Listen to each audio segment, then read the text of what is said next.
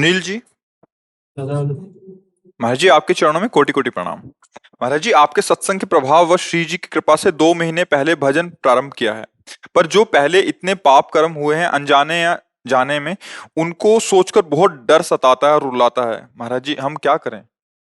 डरने की तो इस बात की जरूरत है कि अब पुनः गलती ना हो। जो हो गया उसकी तो चिंता मत करो, प्रभु कृपालु हैं। जैसे मुकदमा हम हार जाएं, हमें फांसी की सजा हो जाए, पर राष्ट्रपति को इतना अधिकार है कि वो उस समय भी क्षमा कर सकता है, नहीं कर सकता? राष्ट्रपति का अगर हाथ हो जाए वो क्षमा कर दे, तो यद्यपि हम मुकदमा हार गए और फाइनल हो गया कि मुझे फांसी होगी, अब कोई नहीं बचा सकता, लेकिन ये राष्ट्रपति को अधिकार है कि वो क्षमा कर सकता है। ऐसे ही अनंत ब्रह्मांडों के स्वामी भगवान हैं, श्री हरि हैं। हमसे गलतियां हो गई, साबित भी हो गया कि मैं गलत हूं, पर वो कहते हैं कि सर्वधर्मान परित्यज्य माम एकम शरणम ब्रज, तो अहम त्वाम सर्व पापेभ्यो मोक्षयिष्यामि मा शुचा। मैं तुम्हें माफ कर दूंगा, क्योंकि सब ईश्वरों की भी ईश्वर प्रभु हैं। जब वो कह रहे हैं तो हमें बात मान लेनी चाहिए, हमें उनकी शरण में होना चाहिए, और ये बात हृदय में बैठा लेनी चाहिए, अब लो नशानी अब ना नशे हो। आज तक जो गलती हुई हुई, आगे हम गलती नहीं होने देंगे।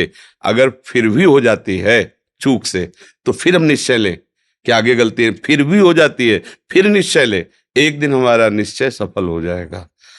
पर जानबूझकर गलती करोगे तो फिर दंड मिलेगा। फिर अवश्य में भोक्तव्यम कृतम कर्म शुभाशुभम, चाहे शुभ कर्म करो या शुभ कर्म, उसका तुम्हें फल मिलेगा। शुभ का सुख स्वरूप और अशुभ का दुख रूप। और यदि भगवान की शरण में होकर नाम जप कर रहे हैं तो बड़े भाग्यशाली। अभी तो 2 ही महीना हुए हैं, 2 ही महीना हुए हैं, अगर प्राण निकल जाए तो तुम्हारी दुर्गति नहीं होगी पक्का।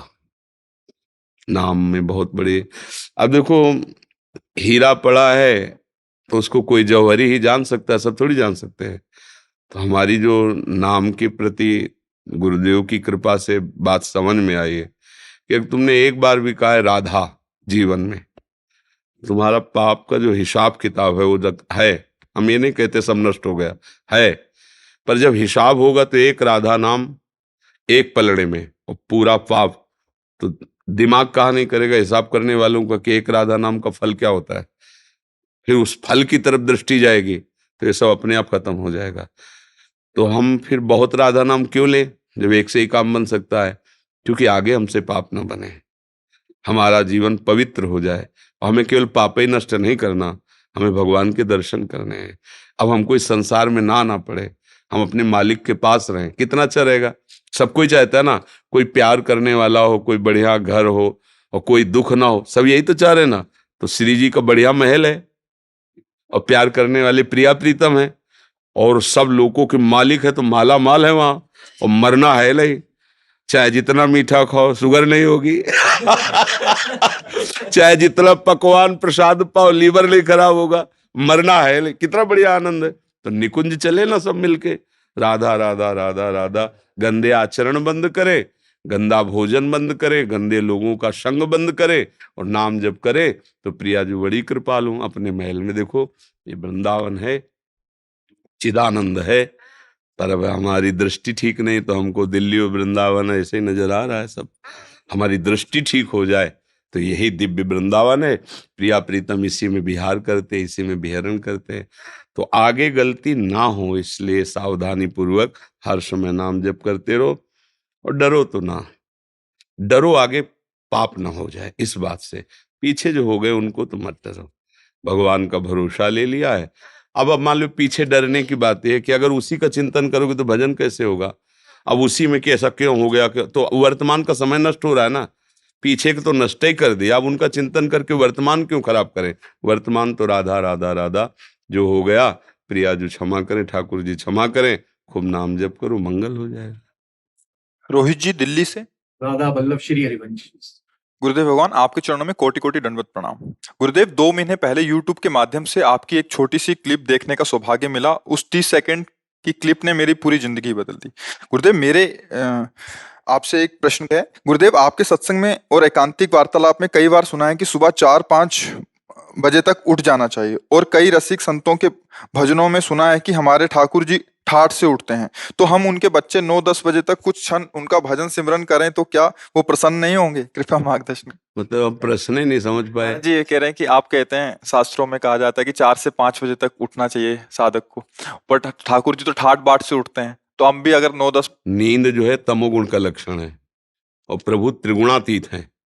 सतोगुण, रजोगुण, तमोगुण, तीनों गुणों से जब कोई परे भाव वाला होता है तब प्रभु का भजन होता है। समझ रहे हो? त्रैगुण्य विषयावेदा, निस्त्रैगुण्य भवार्जुन, तस्मात् शास्त्रम प्रमाणम ते कार्य। ऐसा नहीं कि तुम बोल दो तुम्हारी बात माननी हो जाएगी, शास्त्र प्रमाणित होना चाहिए। भगवान अर्जुन जी को उपदेश देते हैं, त्रैगुण्य विषयावेदा, निस्त्रैगुण्य भवार्जुन। गुणातीत पुरुष ही भगवान की महिमा को जानता है। जब साधक में नींद खत्म हो जाती है, दरस बिन दूखन लागे नयन, जब से तुम बिछुरे पिए प्यारे कबहू न पायो चैन। वो रात दिन तड़पता रहता है प्रभु के लिए, प्रभु में नींद कहाँ होगी? प्रभु जब योगी जागता है तो फिर योगींद्रों मुनिंद्रों के गुरु, उनको नींद कैसे आएगी?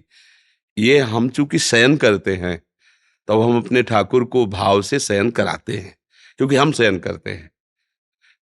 ऐसे देखते देखते कल्प के कल्प व्यतीत हो जाते हैं, तो मंगला और राजभोग और श्रृंगार और शयन कब होता है? ये हमारा होता है, इसलिए हम अष्टयाम करते हैं। उनके तो कल्प के कल्प व्यतीत हो गए, एक एक लीला में मुस्कुरा करके एक दूसरे की तरफ देख रहे हैं, कल्प के कल्प व्यतीत हो गए प्रिया प्रीत। ये बड़ी प्रेम की बात है। हमको ब्रह्म मुहूर्त में उठने का शास्त्र ने आदेश किया है, उठना चाहिए। उठ करके नहा धो करके व्यायाम करके आसनों पे बैठकर भजन करो, फिर अपना व्यापार नौकरी करो, उसे भगवान को समर्पित करो, वो भी भजन। देखो, कुछ बातें ऐसी होती हैं जो संतों की मस्ती में निकलती हैं। हम क्यों भजन करें, हमारा भजन खुद राम करता है। अब ये ऊंचाई की बात समझ में आ रही तुम्हें? किस ऊंचाई में है? काहू के बल भजन को काहू के आचार, ब्यास भरोसे कुंवर के सोवत पांव पसार। कितनी ऊंची स्थिति की बात कह रहे। अब ना समझ में आया तो तुम्हें इतने केवल समझ में आया सोवत पांव पसार। तो ये बात नहीं समझ ली है। अब तुम्हें यही बात समझ, ठाठ बात मतलब 8-9 बजे तक सोए आराम से, संतों ने कहा है, ऐसा नहीं यार। आपके हुक्म से और श्री जी की कृपा से जी बस सब शुरू हो गया। मेरे जैसे पापी को आपने। अरे कोई पापी नहीं, हम सब प्रभु के लाडले बच्चे। गलती में खेल खेल में कहीं दूसरे के घर निकल गए तो आना तो अपने घर है ना। वहां थोड़ी हम सो जाएंगे। जब सोने की बात, विश्राम की बात आएगी, तब प्रभु के चर पायो परम विश्राम, राम समान प्रभु नाही को। खेलने कूदने संसार में चले गए, जब विश्राम की बात आई, थक गया, तब अपना घर याद आता है कि चैन से सोना तो घर में ही हो सकता है ना। तो अपने घर कौन है? प्रभु है। गोस्वामी तुलसीदास जी कह रहे हैं, जाकी कृपा लवलेश ते मतिमंद, तुलसीदास हो पायो परम विश्राम, राम समान प्रभु ना है। जिसकी कृपा से परम विश्राम मिल गया, शांति मिल गई, आनंद, वो भगवान के चरणारविंद। संसार में काम क्रोधादि से जलता हुआ जीव जब भगवान की शरण आता है तो हृदय शीतल हो जाता है, आनंद से भर जाता है। भगवान ही एक विश्राम भूमि है, और तो सब खेलना कूदना माया का है। विवेक सिन्हा जी। जय श्री राधे। गुरुजी आपके चरणों में कोटि कोटि प्रणाम। गुरुदेव, मन में कभी आता है कि महादेव को ही याद किया जाए और कभी लगता है कृष्ण को। गुरु और इष्ट का चुनाव कैसे किया जाए महाराज जी? कुछ समझ नहीं आ रहा। उन्हीं के ऊपर छोड़ दो, किसी एक को पकड़ के छोड़ दो। किसी एक को पकड़ लो, कृष्ण नाम, महादेव, किसी एक को पकड़ लो और निष्ठा से पकड़ लो, उन्हीं के ऊपर छोड़ दो कि इष्ट और गुरु का चुनाव आप ही कर दो, वो कर देंगे। अपनी जब बात समझ में ना आए तो मालिक के ऊपर छोड़ देनी चाहिए। ये सब पर्यायवाची शब्द हैं एक ही तत्व के, चाहे राम बोलो, कृष्ण बोलो, हरि बोलो, शिव बोलो, वो एक ही परम तत्व है।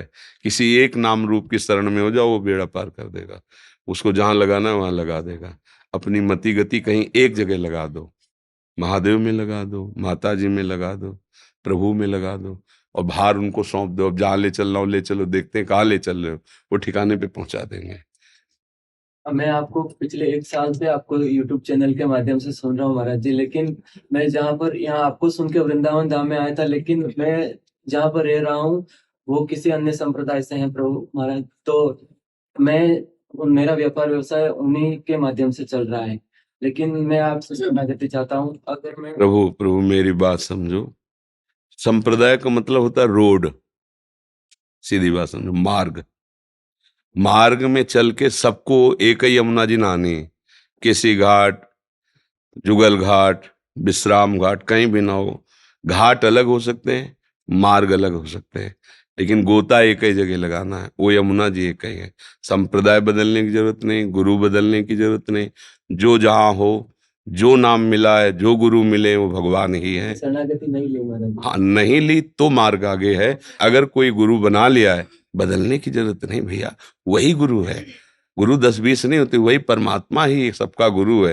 और मार्ग अलग अलग हैं। अब जैसे बिहारी जी जाना है, इधर से जाओगे तो परिक्रमा मार्ग से, बीच से जाओगे तो ऐसे होते बाजार होते, उधर से आओगे तो अटल्ला चुंगी, उधर से आओगे तो हाईवे, वो यमुना वाला एक्सप्रेस है ना, पर आओगे तो सब बिहारी जी ना, घूम के कहीं से भी आ जाओ। तो मेरा मार्गदर्शन करें महाराज। वो श्री जी करेंगी। हम अपनी शरण में नहीं लेते, श्री जी की शरण में देते। हम तो पोस्टमैन है, इधर की बात उधर, उधर की बात इधर। अगर वो स्वीकार करेंगी तो सब बानक बन जाएगा। हमारे कहने से थोड़े, हमारा कोई शिष्य नहीं, हम किसी के गुरु नहीं। गुरु है लाडली जो, हम नौकर हैं। आप आए, उनकी कंठी आपको बांध दी, उनकी बात आपको बता दी और आपकी प्रार्थना उन तक पहुंचा दी। हम तो नौकर हैं, गुरु तो हमारी स्वामिनी जो हैं, महारानी जो हैं, लालजू महाराज हैं, वही गुरु हैं। हमारी क्या सामर्थ्य है कि हम किसी का उद्धार कर सकें, है? हाँ, हमारे प्रभु हैं, उन्हीं के बल से गरजते रहते हैं, उन्हीं की बात बोलते रहते हैं। तो वही गुरु हैं, उन्हीं को गुरु भाव से स्वीकार करो। ये शरीर आज है, कल नहीं रहेगा, लेकिन वो थे, हैं और रहेंगे, वही गुरु हैं। नीतू जी, गुरुदेव आपके चरणों में कोटि कोटि प्रणाम। गुरुदेव, मेरी माताजी सरदार हैं और पिताजी हिंदू। मैं जिस भी ईश्वर के दरबार में जाती हूँ, मुझे वहीं से स्नेह हो जाता है। बचपन से हरि नाम का जाप करती आई हूँ, परंतु अब भक्ति में मन नहीं लगता। महाराज जी, अब मैं क्या करूं? मेरे को आगे का मार्ग प्रशस्त करें। देखो, जब इंद्रियजन्य सुखों की कामनाएं हृदय में बढ़ जाती हैं, तो ही प्रभु का नाम, प्रभु की लीला, ये सब अच्छा नहीं लगता।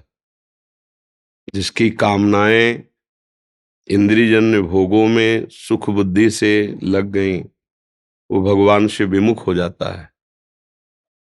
और अगर धर्ममयी कामनाएं हुई तो फिर भजन रुकता नहीं, फिर भजन नहीं बाधित होता। यदि भजन बाधित हो रहा है तो उसके दो ही कारण होते हैं। एक कारण होता है इंद्रियजन्य भोगों में सुख बुद्धि करके रमण करना, और दूसरा होता है कोई वैष्णव अपराध बन जाना, किसी भगत का अपराध बन जाना। तो प्राय अपराध तो कम ही लोग करते हैं, पर ये बात हो जाती है इंद्रियजन्य भोगों में हम फिसल जाते हैं, जिससे हृदय मलिन हो जाता है और पाप बन जाते हैं। पापवंत कर सहज स्वभावु, भजन मूर्ति का भाव न काओ।